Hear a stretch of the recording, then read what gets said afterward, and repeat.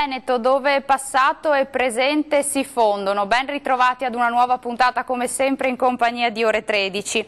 Oggi parliamo di tante cose, ma soprattutto parliamo della vocazione straordinaria di un territorio meraviglioso, fatto di profumi e sapori impareggiabili. Un territorio però che è stato anche attraversato dalla guerra, dalla Grande Guerra. Prima di presentarvi i miei ospiti, desidero informarvi però che questo programma è stato realizzato con il contributo della Regione del Veneto, GAL dell'Alta Marca Trevigiana, Comunità Montana delle Prealpi Trevigiane, all'interno del programma di sviluppo rurale per il Veneto 2007-2013, asse 4, leader, misura 313, che prevede appunto la realizzazione di azioni comunicative al pubblico per la promozione dell'attrazione turistica dell'Alta Marca Trevigiana, sapori, profumi e colori appunto dell'Alta Marca Trevigiana. Bene, detto questo, che era doveroso, abbiamo molto da scoprire e da raccontare insieme ai miei ospiti. In studio con me c'è Danilo Gasparini, docente di Storia dell'Alimentazione e Agricoltura dell'Università di Padova. Ben trovato nei nostri studi. Sì, il professor Gasparini, tra l'altro, è curatore della rubrica Storie di Terra su Geo Geo su Rai 3. Poi abbiamo in studio Martino Grillo della Latteria Sociale di Tarso e Revine Lago. Ben trovato anche a lei. Mario Dalla Riva della Latteria Soligo, ben trovato anche a lei, e Lorenzo Cadeddu, presidente del Centro Studi Storico-Militari sulla Grande Guerra, Piero Pieri. Ben trovato.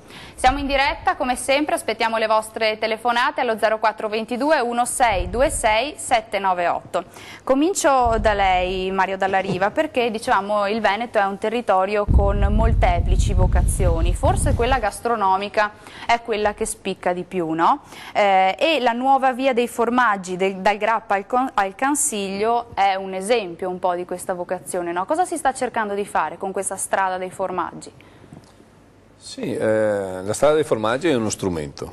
Lei ha detto che una delle vocazioni della nostra regione è l'aspetto enogastronomico, ma l'aspetto enogastronomico è una componente dell'offerta turistica. Quindi la vocazione principale, il turismo senza la componente agricola rappresentata dall'enogastronomia perde punti. Allora l'associazione Alta Marca, che raccoglie 45 comuni su 95 della provincia di Treviso, che partono da Conegliano per arrivare fino al Grappa, quindi dal Cansiglio al Grappa, per testimoniare il valore dell'enogastronomia legata alle produzioni agricole, soprattutto per quanto riguarda la produzione di latte e il settore lattiero-caseario, pur in difficoltà in questo frangente, è una delle componenti essenziali per avere un'alimentazione sicura e tranquilla e per avere anche un territorio protetto, perché come dice o come ha detto recentemente il vescovo Bruno Forte, che scrive sul Sole 24 Ore, ha detto: l'agricoltura sarà lo strumento di sviluppo dei prossimi anni, dopo la debacle del mondo della finanza, però sarà un'agricoltura che dovrà basarsi sulla piccola proprietà contadina, sulla gestione della terra fatta dalla famiglia diretta coltivatrice. Ecco che allora l'idea brillante dell'associazione Alta Marca, che è quella di dire perché non diamo testimonianza attraverso la strada dei formaggi, coglie proprio questo obiettivo: divulgare e promuovere non solo agli ospiti del nostro territorio, ai cinesi che, come hanno detto le spone, arriveranno a bizzeffe o a treni, dopo andremo a contarli alla fine, ma proprio radicare e diffondere nella cultura di noi cittadini del Veneto che il valore della produzione del latte è un bene irrinunciabile.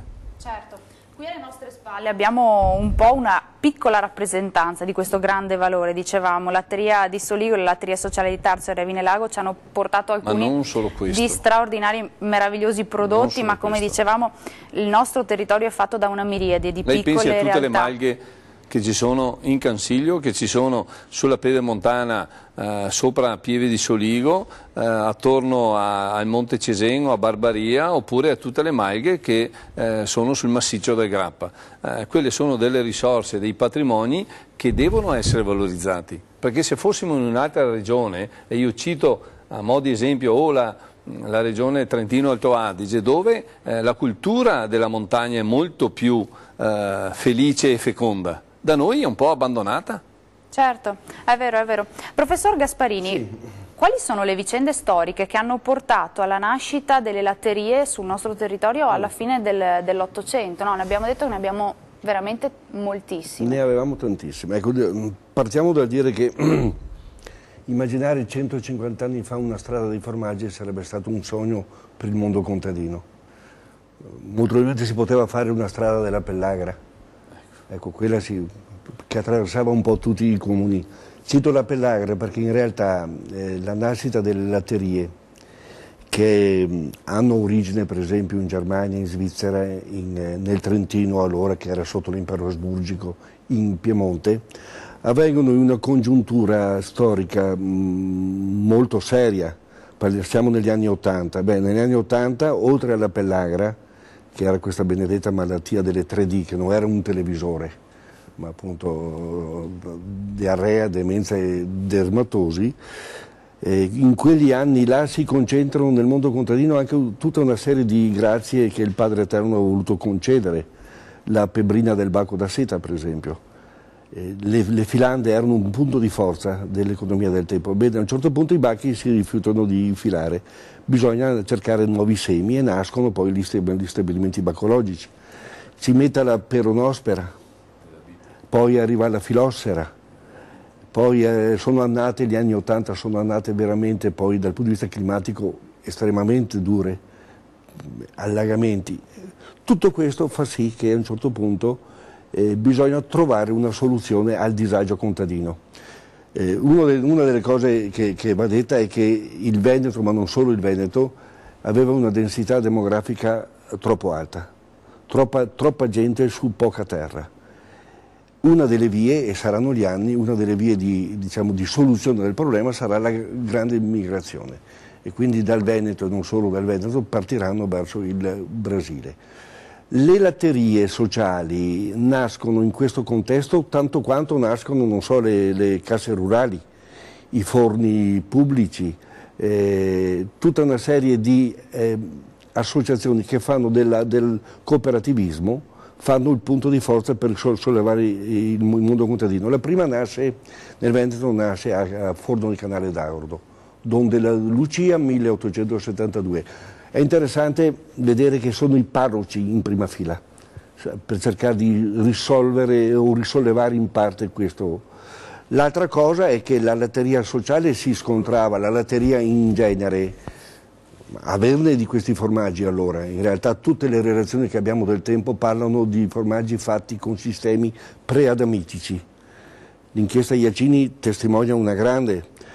Il problema era di vincere anche la diffidenza del mondo contadino, perché per fare una latteria bisognava avere vacche, per avere vacche bisognava avere foraggio, prati, ma il contadino preferiva seminare mais per avere la polenta e quindi il passaggio duro è quello di riuscire a vincere anche questa sorta di arretratezza, diciamo, e ci riusciranno piano piano. La prima a Treviso 1882, quella di Cison, a seguire con Schirati quella del 1883, e di lì partiranno appunto queste nuove realtà e avranno un successo straordinario, ma uno dei problemi più belli che si scopre ripercorrendo questa storia è adesso che abbiamo le latterie che formaggi facciamo.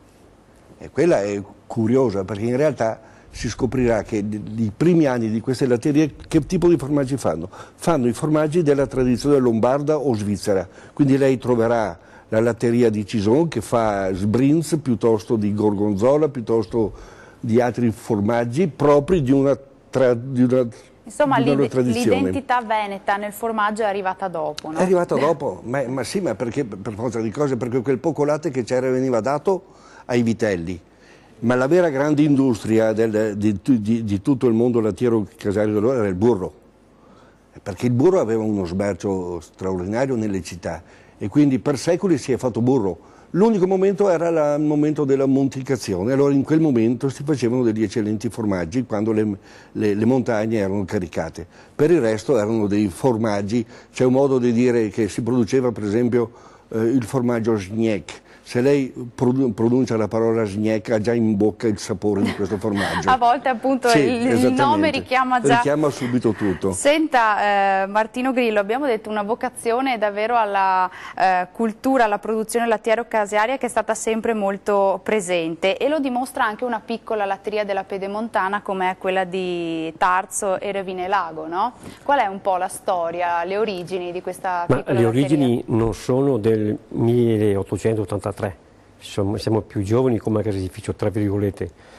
Si parla di latterie, però non dimentichiamoci che le latterie sono cooperative, hanno seguito uno scopo di cooperazione, cioè riunire quelle che erano le forze nel territorio per mantenere l'ambiente e il territorio stesso. La latteria di Tarso è nata a inizio nel 1929, nel periodo tra le due guerre. Ufficialmente è stata costituita nel 1948. Se facciamo un esempio, loro erano circa 300 soci e oggi sono 15 soci, con una differenza che in quegli anni tutti i soci si sono indebitati con una mucca a testa per costruire la cooperativa. E nel corso degli anni qual è il male di questa cosa? Che purtroppo le montagne si sono spopolate e, come diceva prima, con cosa produciamo il formaggio che il latte non c'è più. Cioè, il caseificio ha sempre come si può dire, percorso la mutualità, cioè il dare una mano al socio, salvaguardare il territorio, costruire un'entità nel territorio stesso. E sono caratteristiche che sono ancora oggi proprie delle latterie, la mutualità, il sostegno, la valorizzazione e la tutela del territorio. Lorenzo Cadeddu, come dicevamo, il territorio veneto è stato un territorio fortemente attraversato dalla guerra, no? Nei paesi si vedono ancora oggi, si possono vedere ancora oggi i segni di questa guerra, in particolare a Vittorio Veneto ha vissuto delle vicissitudini, no? Sì, mi viene in mente, adesso parlando di cibo, mi viene in mente i giorni immediatamente precedenti all'occupazione austriaca di Vittorio Veneto. Si sapeva che i tedeschi, una volta entrati in città, la prima cosa che avrebbero fatto sarebbe stata quella di razziare tutto ciò che era possibile. Allora il sindaco di Vittorio Veneto, un certo commendator Gervasi, ha deciso di abbandonare la città con tutta la famiglia e prima di andare via porta le chiavi dei magazzini comunali al vescovo di Vittorio Veneto e gli dice: qui ci sono un po' di derrate alimentari e c'è legna da ardere. Il vescovo dice: distribuiamola prima che arrivano gli austriaci, se no se la prendono loro. C'è un grosso problema: come avvisare la popolazione? Le tipografie erano tutte chiuse, quindi non si potevano stampare manifesti. E allora le ragazze del convitto delle Giuseppine di Vittorio Veneto a mano hanno scritto 56 manifesti che sono stati attaccati per tutta la città e la gente che era bisognosa si trovò il giorno e nell'ora fissati ai magazzini comunali di Via Angeli, che è l'attuale Via Diaz di Vittorio Veneto. Ecco. E così qualcuno è riuscito ad avere qualcosa prima dell'occupazione austriaca.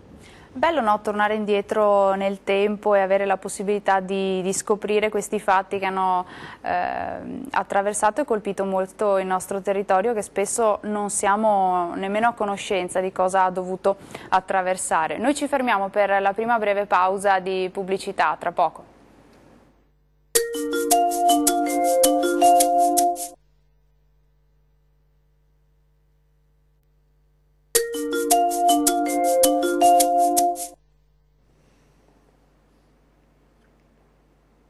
Ben ritrovati in studio, sempre in compagnia di Ore 13 per parlare di un Veneto con la sua grande vocazione, con le sue molteplici vocazioni. Riparto da Mario Dalla Riva. Abbiamo detto che siamo partiti dagli albori, no? A spiegare quali erano le latterie presenti sul territorio. Oggi però le latterie che sono presenti ancora oggi sul territorio sono rimaste poche, piccole o grandi che siano, riescono ancora a dare un contributo in termini sociali, economici, ma anche di occupazione per i giovani?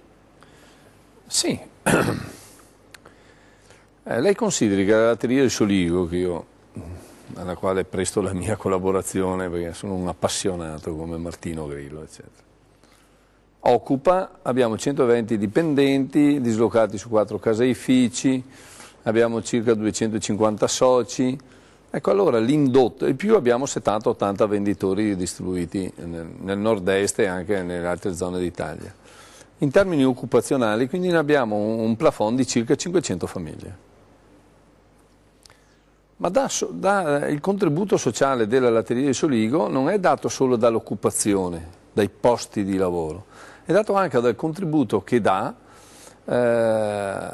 nei confronti, parliamo di turismo oggi, bene, sostiene l'offerta turistica perché il turista che entra in un paese, entra in una zona, si ricorda del bellissimo paesaggio, delle sue ricchezze storiche e culturali e si domanda sempre: ho bevuto bene o ho mangiato male? Quindi l'offerta turistica voluta proprio dalla Regione Veneto, e qui bisogna dar atto anche ai nostri governanti, i quali hanno investito sul valore turistico, sulle potenzialità. Dico potenzialità perché ormai anche la prossima programmazione, la famosa Europa 2020, traccia una linea perché il nostro territorio stia al passo con i tempi oppure esprima ancora meglio le sue potenzialità. Almeno tutta la pedemontana veneta dovrebbe sviluppare ancora meglio e di più la sua offerta turistica. Questo è uno dei capisaldi dei grandi progetti europei voluti dall'Unione Europea, e mi cito Interreg Italia-Austria, perché? Perché la buona pratica, lo scambio di queste esperienze sull'offerta turistica dicono, o la pratica dice, che il Veneto può fare ancora di più. E nell'offerta turistica il caposaldo è dato dal mondo agricolo. Io cito sempre che il primo reparto della latteria di Soligo non è il reparto di ricevimento del latte, è la produzione del latte, sono gli agricoltori, sono le stalle, le quali saranno belle o brutte, ma certamente oggi sono di fronte a un bivio nel quale dice: se io investo posso avere una aspettativa. Parlavamo prima con Martino Grillo, gli agricoltori devono ancora migliorare, devono essere aiutati perché hanno un valore sociale, perché senza agricoltura la nostra economia non funziona. Cito l'economia della Baviera, che dicono sia l'economia più florida, più sicura, con prospettive certe per i prossimi 20 anni, si basa su un'agricoltura, su una zootecnia da latte sulla quale non si discute. Non si discute se in centro a Monaco c'è una stalla. Da noi, se si apre una stalla in centro a Treviso, è uno scandalo. È uno scandalo, perché bisogna avere 100.000 autorizzazioni, perché c'è la signorina come la nostra conduttrice, ma porco can, sento un po' di puzza, allora chiama l'ULSS, No, le assicuro che a me non darebbe fastidio per fortuna, il profumo. Lei è l'eccezione che conferma la regola. Quello del formaggio. Ma per dire, dobbiamo tutti noi, ecco che allora la strada dei formaggi, Alta Marca deve far capire, farà capire che ai nostri giovani, alle nostre leve, giusto che il professor Gasparini porti la testimonianza a livello nazionale. Questi sono tutti i contributi per dire che il mondo agricolo è il perno della nostra società. Martino Grillo, si investe molto però anche sui giovani, no? Perché la latteria sociale di Tarso e Revine Lago ha attuato un programma di esperienze appunto con i giovani, un'esperienza con la didattica attraverso appunto le fattorie didattiche che è stata attivata, che è stata aperta, allestita all'interno della latteria. E quindi fate fare ai ragazzini un vero e proprio viaggio nel mondo del latte? Sì, difatti noi l'abbiamo intitolato Viaggio nel mondo del latte, perché il latte si può parlare per settimane, perché il latte è pieno di sorprese. Cioè il progetto è stato fatto per dare informazione, per insegnare anche alla gente come si fa a gustare il formaggio, assaggiare il formaggio. Cioè là che gira nel caseificio, sono molti, si parte dai bambini dell'asilo, gli ultimi dell'asilo, fino ai grandi sostanzialmente. Certo, in base al tipo di personaggio che arriva, la spiegazione sarà ben diversa. Ci sono delle scuole superiori e non, il percorso è così, parla un po' della storia del caseificio, poi si impernia sulla com'era la stalla una volta, come si faceva a levare le mucche, come si faceva il formaggio nelle maglie, visto che prima abbiamo parlato anche di maglie, e poi c'è la sala dove viene spiegato il percorso didattico vero e proprio, c'è un filmato che mostra tutti i passaggi, in più delle didascalie che vanno a spiegare la mucca come è fatta fino a quando si consuma il formaggio. La cosa gira così. Qual è la cosa principale? Che il visitatore non sa nemmeno che la mucca ci dà tutto, perché come per il maiale non si butta via niente, la mucca ci dà il latte, la carne e anche il caglio che serve per fare il formaggio, cioè tutte queste cose qua i bambini e i ragazzi non le sanno. Posso raccontare anche un aneddoto, cioè se tu chiedi a un alunno da dove arriva il latte, lui ti dice dal frigo, poi la mamma lo prende nel frigo, ma non è così. Il latte per loro manca un passaggio, prima parlava di stalle, il formaggio si fa in stalla, il buon allevatore ci aiuta a fare il formaggio, cioè noi siamo solo i mezzi per ottenere i risultati. Cioè. Oggi i bambini sono un po' privati di quella che è l'esperienza diretta, no? Con il mondo rurale. Purtroppo i bambini oggi sono privati dell'esperienza della terra e hanno troppi telefonini nelle mani. Cioè, io non sono capace di giocare con i telefonini, loro sì, anche se hanno 4 anni. Cioè, manca proprio la cultura contadina, cioè, non ci sono altre parole. Certo. Senta, professor Gasparini, abbiamo detto che il nostro territorio è stato attraversato da un grande sviluppo economico-sociale. L'agricoltura è cambiata moltissimo e soprattutto è un'agricoltura che ha visto con il passare del tempo diciamo così, la diminuzione dei capi di bestiame da latte soprattutto, che un tempo erano una vera e propria risorsa, un patrimonio per le famiglie rurali, no? Prima di risponderle mi aggancio a quello che io quando spiego ai miei alunni, ai miei allievi dell'università la storia del latte e del formaggio, dico sempre che si concentra in 3 grandi proverbi veneti, 2 veneti di sicuro. Il primo è la bocca non si stracca se non sa da vacca. Il secondo è a tu catà quel del formaio, cioè hai trovato, oppure minacciosa, troverai quello del formaggio. E il terzo è non far sapere al contadino quanto è buono il formaggio con le pere. Sono 3 proverbi che fanno la storia, perché il primo, la bocca non si stracca se non sa da vacca, si rifà alla dietetica antica, dove tutti i medici del tempo dicevano che a fine pasto bisognava mangiare formaggio perché mi tappava la bocca dello stomaco. L'altro, a toccatà quel del formaggio, si rifà un mito bellissimo in tutto l'arco alpino, che è il mito dell'uomo selvatico, che viveva dentro al bosco, vestito di licopodio.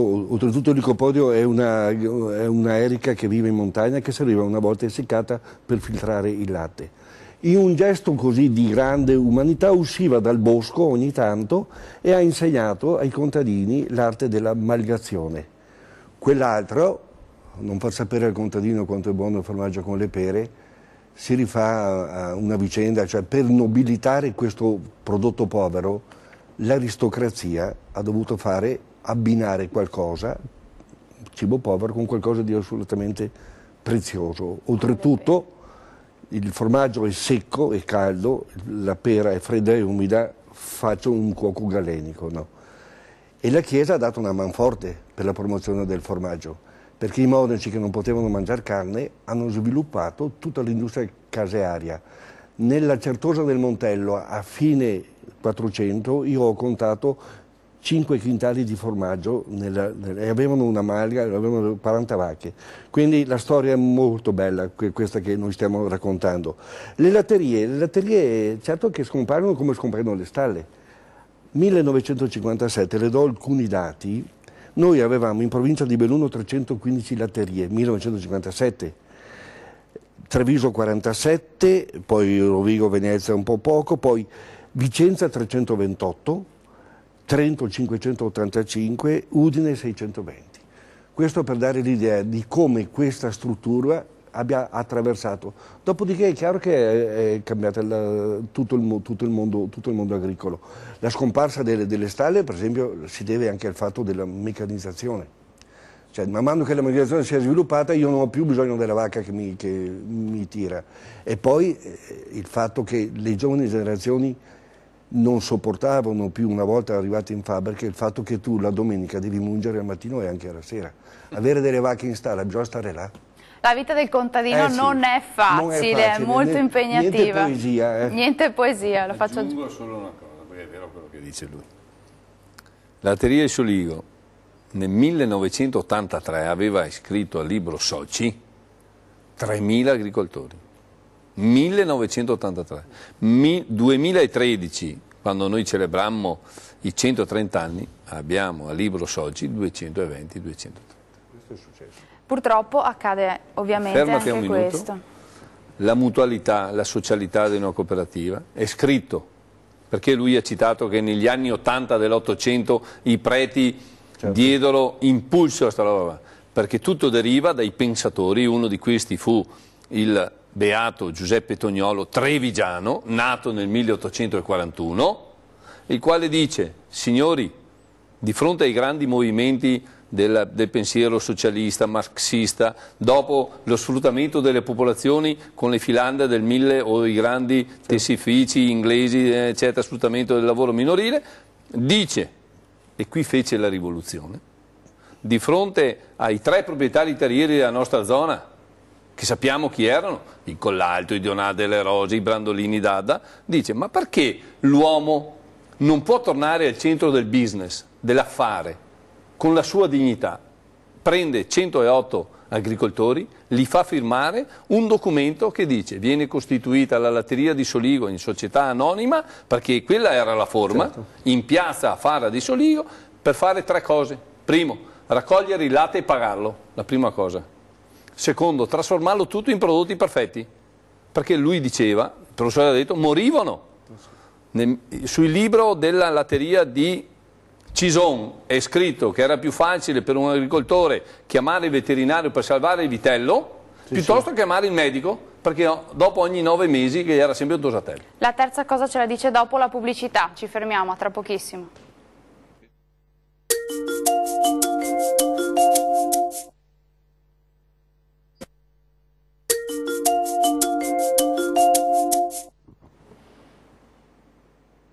Ben ritrovati in studio, ultima parte di Ore 13 in diretta insieme. Riparto dal colonnello Cadeddu che vorrei ci parlasse del Museo della Grande Guerra di Vittorio Veneto, perché è stato recentemente restaurato, se non sbaglio, e riaperto al pubblico, e quindi chi viene a visitarlo cosa può vedere? Adesso questo museo rispecchia tutti i canoni museali più moderni e quindi all'altezza dei più quotati musei dello stesso tipo.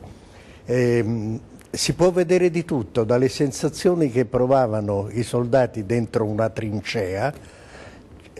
C'è proprio un settore che riproduce una trincea dove a destra e a sinistra e anche sul cielo si vedono schermi che ci fanno vedere le esplosioni, gli assalti dei soldati, i bombardamenti aerei. Il pavimento del museo trema come trema la terra quando ci sono le esplosioni di questi. È molto molto interessante. Fra l'altro c'è un settore, quello della vita della città di Vittorio Veneto durante l'anno di occupazione, che si ricollega molto al discorso che stiamo facendo oggi sul cibo, perché l'anno d'occupazione è stato l'anno della fame. All'anno della fame non solo perché le guerre in sé portano fame, ma anche perché gli austro-tedeschi requisivano tutto quel po' che c'era ancora in città, e quando non c'era, e loro immaginavano che noi glielo nascondavamo, lo pretendevano. Loro dicevano: entro il giorno tot noi vogliamo tanti quintali di fieno, per tanti litri di vino, e quindi c'era questo obbligo forzato di fornire. e per cui la popolazione ha passato costretta. veramente un anno drammatico di occupazione. Certo. Qui possiamo vedere nel filmato, abbiamo avuto la fortuna che il Comune di Vittorio ci ha prestato queste immagini. Queste sono le ordinanze con cui venivano chieste alla popolazione il sostegno alle loro truppe, ed è una cosa interessantissima. Un conto è vederlo come lo vediamo noi adesso così, un conto è leggerlo con calma e analizzare tutto quello che loro pretendevano. Certo, deve essere stato molto interessante anche per voi. Sotto il profilo scoprire. storico sì, senz'altro. Certo, certo. È proprio per questo che è importante la corretta informazione, no? Voi lo fate con i bambini, Martino Grillo, come dicevamo nella fattoria didattica.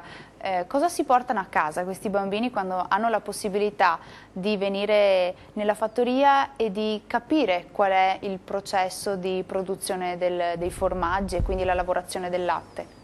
Ma si portano a casa tanta curiosità, cioè delle cose che intanto sono piccoli, che stanno crescendo e devono apprendere tutto.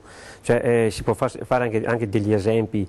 Ti chiedono magari cosa sono le ciliegine di mozzarella, capisci? Ridendo e scherzando io gli dico che le ciliegine non sono quelle degli alberi, sono ben alto, cioè, mi ricollego sul discorso di prima che arrivano sempre dalla stalla. Cioè, i ragazzi portano a casa, cioè noi facciamo informazione, cerchiamo di far capire da dove arriva il latte, come si fa il formaggio. Un altro aneddoto, una signora mi dice, dopo un'ora e mezza che spiegavamo queste cose, mi fa: non pensavo che dietro un chilo di formaggio ci fosse tutto questo lavoro. Cioè, c'è un passaggio nel fare il formaggio, oltre alla capacità e l'intuizione, cioè, c'è del tempo da perdere, cioè, dopo non è tempo perso, ma ci vuole tanto tempo per ottenere un chilo di formaggio.